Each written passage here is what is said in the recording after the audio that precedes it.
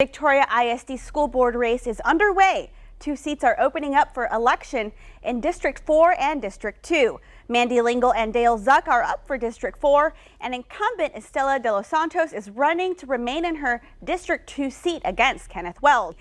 Dr. de los Santos is a UHV professor, and Lingle is a substitute teacher for V.I.S.D, and Zook is an insurance agent. Here's each candidate's take on the millions of dollar facility bond that will also be on the May 1st ballot.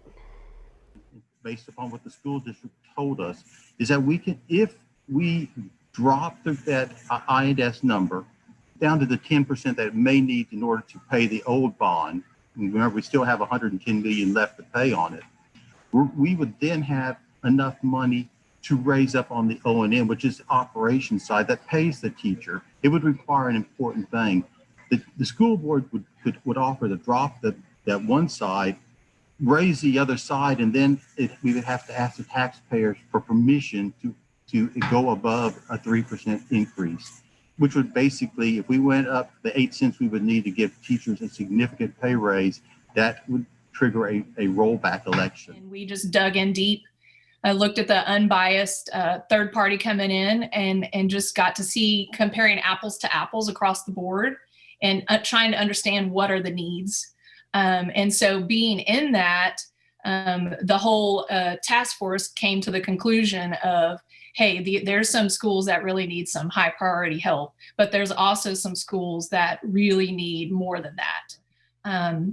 And so at this time, we just realized that the bond rates are at a historical low, that there's 15 schools over 50 years old, and there's needs, and we know them. We see them on the V.I.S.D website. You know, you can see them in videos. At this point, we're prohibited from speaking for or against the bond.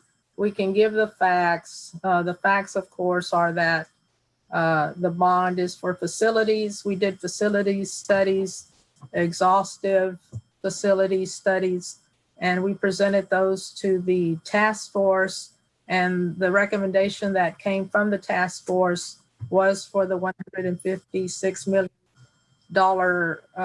bond, and I voted in favor of putting it before the community, before the voters, and let them decide whether we want to invest in our schools or not. I'm opposed to it. I think it's a lot of money for Stroman Middle School. I understand it's going to be a STEM school. The issue that I have with it, and it's $73+ million, but there is no design on what it looks like.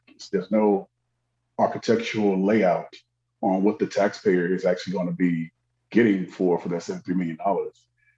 Most important to me, though, besides the money part, is the 1,200 students.